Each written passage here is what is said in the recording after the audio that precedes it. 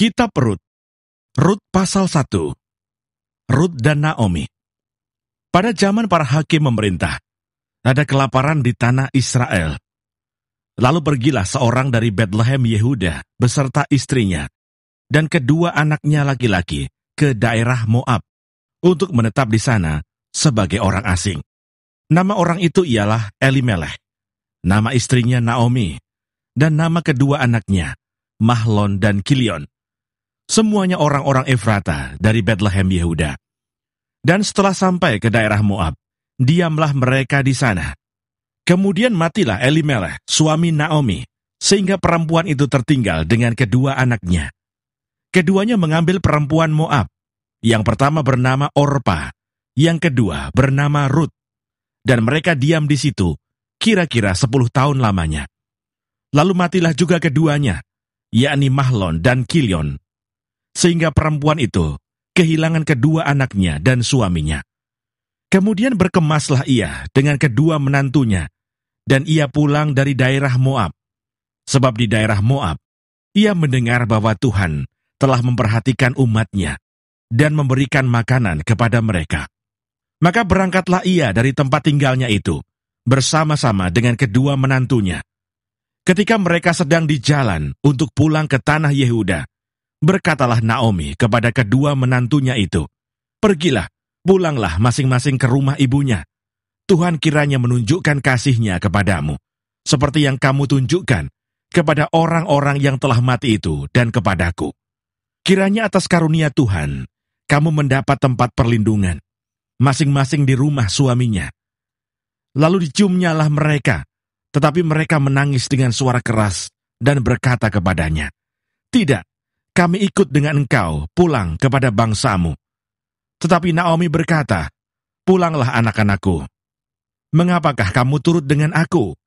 Bukankah tidak akan ada lagi anak laki-laki yang kulahirkan untuk dijadikan suamimu nanti? Pulanglah anak-anakku, pergilah. Sebab sudah terlalu tua aku untuk bersuami.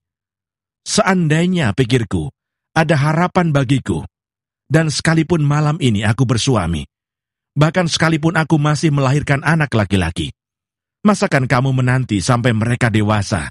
Masakan karena itu, kamu harus menahan diri dan tidak bersuami? Janganlah kiranya demikian, anak-anakku. Bukankah jauh lebih pahit yang aku alami daripada kamu? Sebab tangan Tuhan teracung terhadap aku." Menangis pula mereka dengan suara keras. Lalu Orpa mencium mertuanya itu minta diri, tetapi Rut tetap berpaut padanya. Berkatalah Naomi, "Telah pulang iparmu kepada bangsanya dan kepada para allahnya. Pulanglah mengikuti iparmu itu." Tetapi kata Rut, "Janganlah desak aku meninggalkan engkau dan pulang dengan tidak mengikuti engkau. Sebab kemana engkau pergi, ke situ jugalah aku pergi. Dan di mana engkau bermalam, di situ jugalah aku bermalam. Bangsamulah bangsaku, dan Allahmulah Allahku. Di mana engkau mati, aku pun mati di sana, dan di sanalah aku dikuburkan. Beginilah kiranya Tuhan menghukum aku, bahkan lebih lagi daripada itu, jikalau sesuatu apapun memisahkan aku dari engkau, selain daripada maut." Ketika Naomi melihat bahwa Rut berkeras untuk ikut bersama-sama dengan dia, berhentilah ia berkata-kata kepadanya, dan berjalanlah keduanya sampai mereka tiba di Betlehem. Ketika mereka masuk ke Betlehem, gemparlah seluruh kota itu karena mereka, dan perempuan-perempuan berkata, "Naomi kah itu?" Tetapi ia berkata kepada mereka, "Janganlah sebutkan aku Naomi, sebutkanlah aku Mara, sebab Yang Maha Kuasa telah melakukan banyak yang pahit kepadaku. Dengan tangan yang penuh aku pergi, tetapi dengan tangan yang kosong Tuhan memulangkan aku. Mengapakah kamu menyebutkan aku Naomi? Karena Tuhan telah naik saksi menentang aku, dan Yang Maha Kuasa telah mendatangkan malapetaka kepadaku." Demikianlah Naomi pulang bersama-sama dengan Rut, perempuan Moab itu menantunya, yang turut pulang dari daerah Moab. Dan sampailah mereka ke Betlehem pada permulaan musim menuai jelai. Rut pasal 2. Rut bertemu dengan Boas. Naomi itu mempunyai seorang sanak dari pihak suaminya, seorang yang kaya raya dari kaum Elimelech, namanya Boas. Maka Rut perempuan Moab itu berkata kepada Naomi, "Biarkanlah aku pergi ke ladang, memungut bulir-bulir jelai di belakang orang yang murah hati kepadaku." Dan sahut Naomi kepadanya, "Pergilah anakku." Pergilah ia, lalu sampai di ladang, dan memungut jelai di belakang penyabit-penyabit. Kebetulan ia berada di tanah milik Boas, yang berasal dari kaum Elimelech. Lalu datanglah Boas dari Bethlehem. Ia berkata kepada penyabit-penyabit itu, "Tuhan kiranya menyertai kamu." Jawab mereka kepadanya, "Tuhan kiranya memberkati Tuan." Lalu kata Boas kepada bujangnya yang mengawasi penyabit-penyabit itu, "Dari manakah perempuan ini?" Bujang yang mengawasi penyabit-penyabit itu menjawab, "Dia adalah seorang perempuan Moab. Dia pulang bersama-sama dengan Naomi dari daerah Moab. Tadi ia berkata, 'Izinkanlah kiranya aku memungut dan mengumpulkan jelai dari antara berkas-berkas jelai ini di belakang penyabit-penyabit.' Begitulah ia datang dan terus sibuk dari pagi sampai sekarang, dan seketika pun ia tidak berhenti." Sesudah itu berkatalah Boas kepada Rut, "Dengarlah dahulu anakku, tidak usah engkau pergi memungut jelai ke ladang lain, dan tidak usah juga engkau pergi dari sini, tetapi tetaplah dekat pengerja-pengerjaku perempuan. Lihat saja ke ladang yang sedang disabit orang itu. Ikutilah perempuan-perempuan itu dari belakang, sebab aku telah memesankan kepada pengerja-pengerja lelaki, jangan mengganggu engkau. Jika engkau haus, pergilah ke tempayan-tempayan, dan minumlah air yang dicedok oleh pengerja-pengerja itu." Lalu sujudlah Rut menyembah dengan mukanya sampai ke tanah dan berkata kepadanya, "Mengapakah aku mendapat belas kasihan daripadamu, sehingga Tuhan memperhatikan aku, padahal aku ini seorang asing?" Boas menjawab, "Telah dikabarkan orang kepadaku dengan lengkap segala sesuatu yang engkau lakukan kepada mertuamu sesudah suamimu mati, dan bagaimana engkau meninggalkan ibu bapamu dan tanah kelahiranmu, serta pergi kepada suatu bangsa yang dahulu tidak engkau kenal. Tuhan kiranya membalas perbuatanmu itu, dan kepadamu kiranya dikaruniakan upahmu sepenuhnya oleh Tuhan, Allah Israel, yang di bawah sayapnya engkau datang berlindung."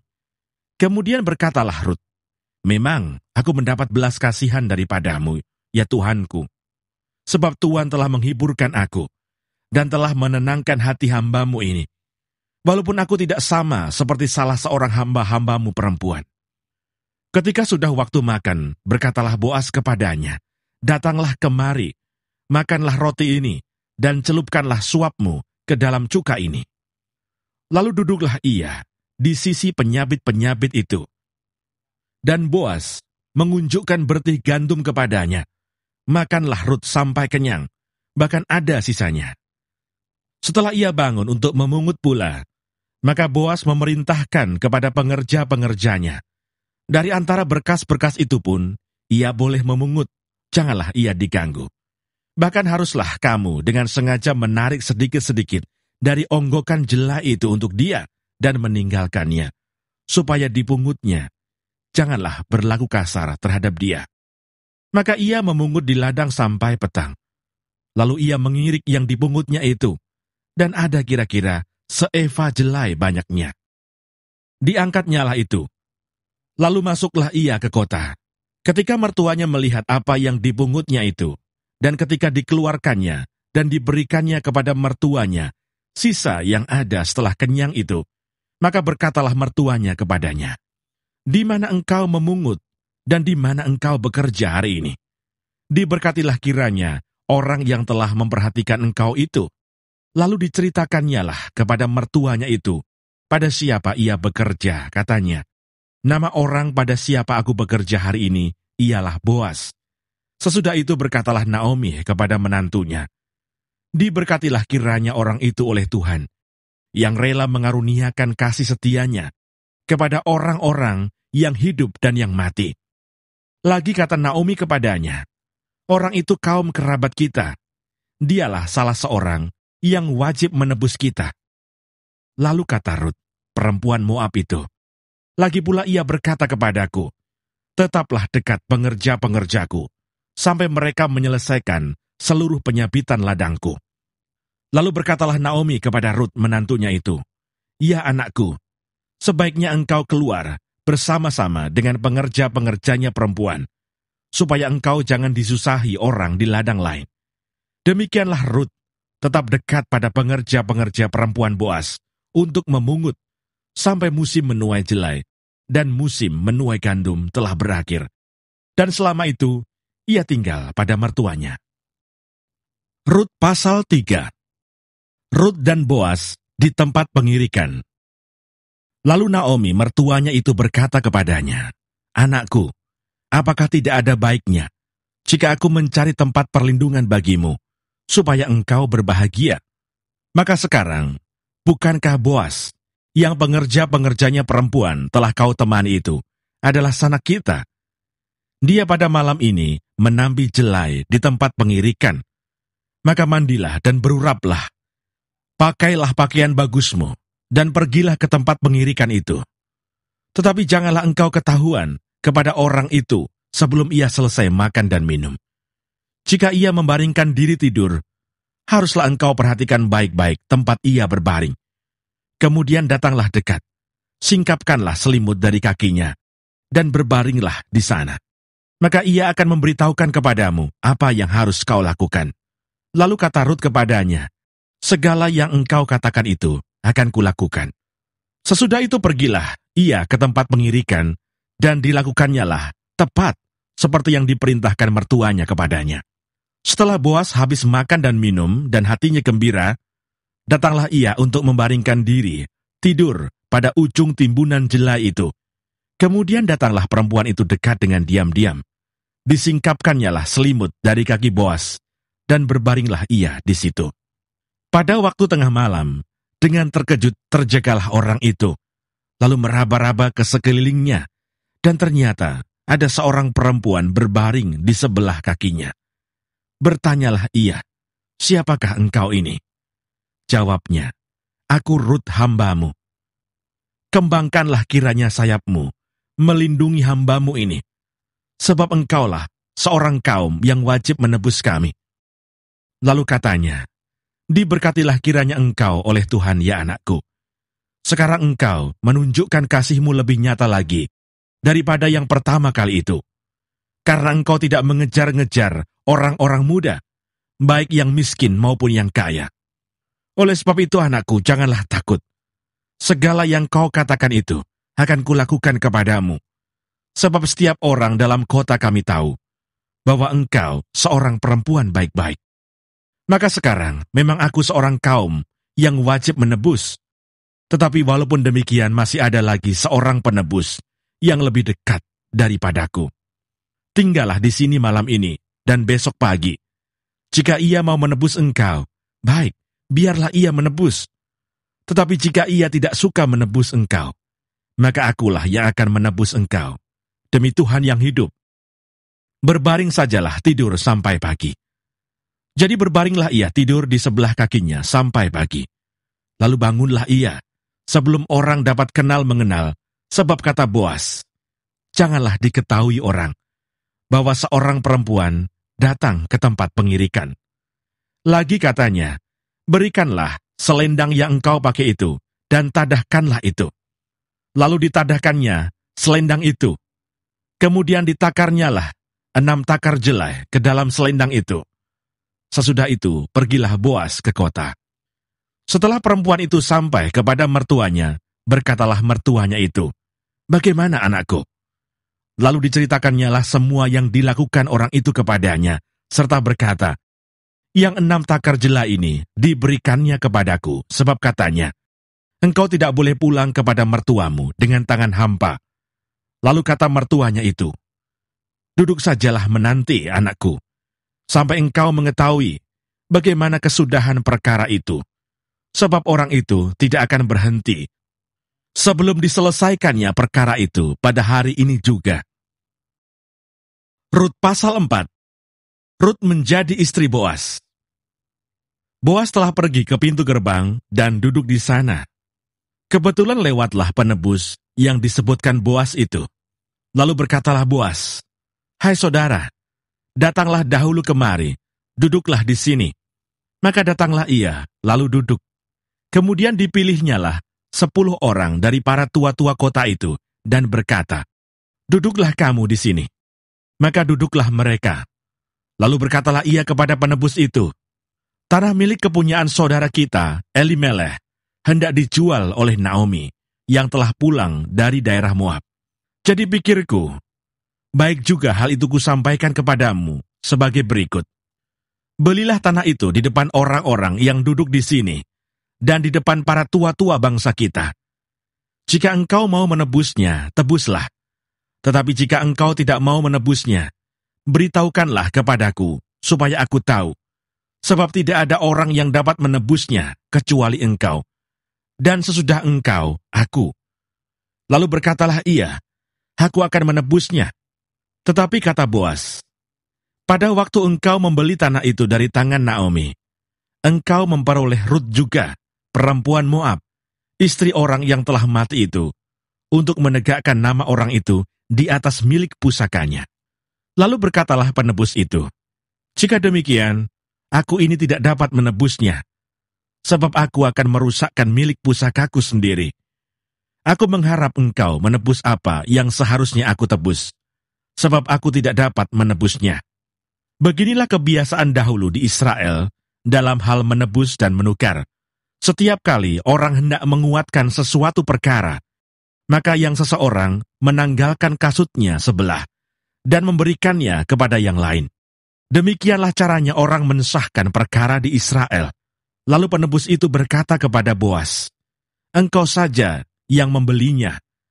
Dan ditanggalkannyalah kasutnya. Kemudian berkatalah Boas kepada para tua-tua dan kepada semua orang di situ, "Kamulah pada hari ini menjadi saksi bahwa segala milik Elimeleh dan segala milik Kilion dan Mahlon aku beli dari tangan Naomi. Juga Rut perempuan Moab itu, istri Mahlon, aku peroleh menjadi istriku untuk menegakkan nama orang yang telah mati itu di atas milik pusakanya. Demikianlah nama orang itu tidak akan lenyap dari antara saudara-saudaranya dan dari antara warga kota. Kamulah pada hari ini menjadi saksi." Dan seluruh orang banyak yang hadir di pintu gerbang dan para tua-tua berkata, "Kamilah menjadi saksi. Tuhan kiranya membuat perempuan yang akan masuk ke rumahmu itu sama seperti Rahel dan Lea, yang keduanya telah membangunkan umat Israel. Biarlah engkau menjadi makmur di Efrata, dan biarlah namamu termasyur di Bethlehem. Keturunanmu kiranya menjadi seperti keturunan Peres, yang dilahirkan Tamar bagi Yehuda, oleh karena anak-anak yang akan diberikan Tuhan kepadamu dari perempuan muda ini." Lalu Boas mengambil Rut dan perempuan itu menjadi istrinya, dan dihampirinyalah dia. Maka atas karunia Tuhan, perempuan itu mengandung, lalu melahirkan seorang anak laki-laki. Sebab itu perempuan-perempuan berkata kepada Naomi, "Terpujilah Tuhan yang telah rela menolong engkau pada hari ini dengan seorang penebus. Termasyurlah kiranya nama anak itu di Israel, dan dialah yang akan menyegarkan jiwamu dan memelihara engkau pada waktu rambutmu telah putih. Sebab menantumu yang mengasihi engkau telah melahirkannya, perempuan yang lebih berharga bagimu dari 7 anak laki-laki." Dan Naomi mengambil anak itu, serta meletakkannya pada pangkuannya, dan dialah yang mengasuhnya. Dan tetangga-tetangga perempuan memberi nama kepada anak itu, katanya, "Pada Naomi telah lahir seorang anak laki-laki." Lalu mereka menyebutkan namanya Obed. Dialah ayah Isai, ayah Daud. Silsilah Daud. Inilah keturunan Peres. Peres memperanakkan Hesron. Hesron memperanakkan Ram. Ram memperanakkan Aminadab. Aminadab memperanakkan Nahason. Nahason memperanakkan Salmon. Salmon memperanakkan Boas. Boas memperanakkan Obed. Obed memperanakkan Isai, dan Isai memperanakkan Daud.